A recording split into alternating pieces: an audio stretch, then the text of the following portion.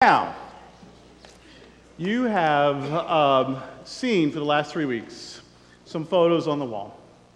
And then there's some more here today front. These beautiful kids, teenagers, and you might have thought, why are they there? Well, we're going to hear today why they are here, why we've been looking at them. Today we're going to hear about them and maybe even respond in a way that will make their lives better. And so to explain what we're doing, would you please welcome to the stage Yvette DuBose. Yvette DuBose. Yvette DuBose is here from the Heart Gallery of Broward County. And so we've got this little gallery set up, and she's going to tell us what this is. Why are we looking at these kids? Good morning. The Heart Gallery of Broward helps the hardest to place foster children find forever families.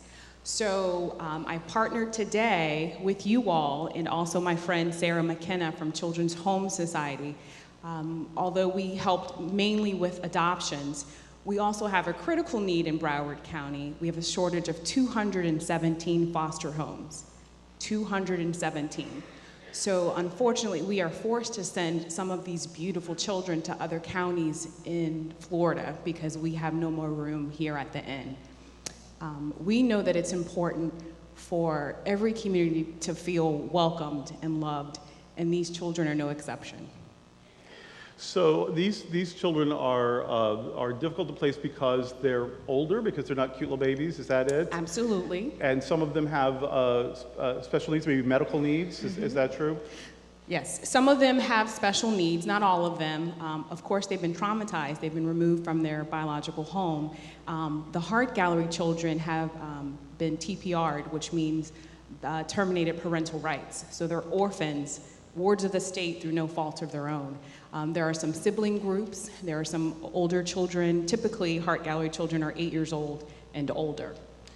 And not all of them, but some of them are also LGBT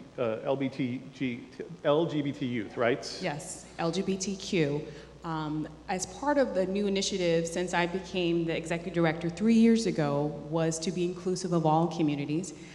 So we launched the LGBTQ Legacy Project, so it will run in perpetuity, God willing, and we want to make sure that the children identify or who are questioning are placed with families that can help them along their journey, and they're not further abused because of who they are. Right, wonderful.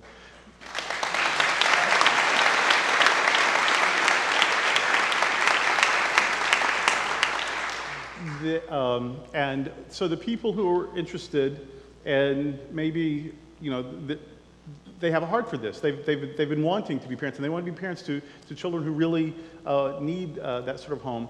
But they thought they were too old. I'm 50 this year, and I've often said to my partner, "Oh, great." Oh, thank you.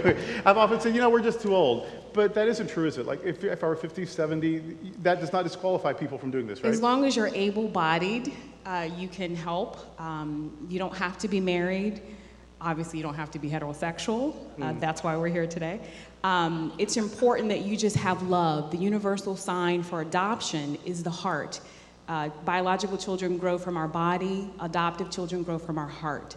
And I'll share something personal with you. I didn't share in the earlier service. My mom was one of these children.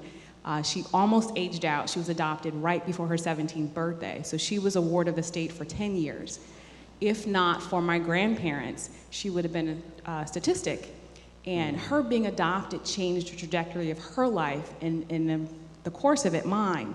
So it is my mission. I love my job, and I hope that you can help me pour love into these children as well.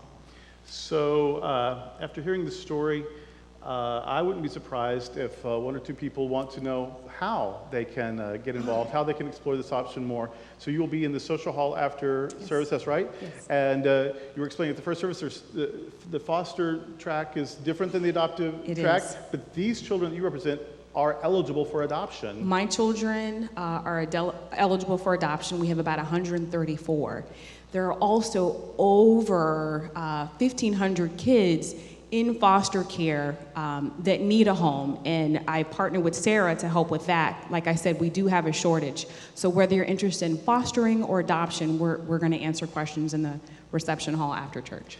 So please talk to Ms. DuBose after service, and right now, just thank her for being here and raising our awareness today.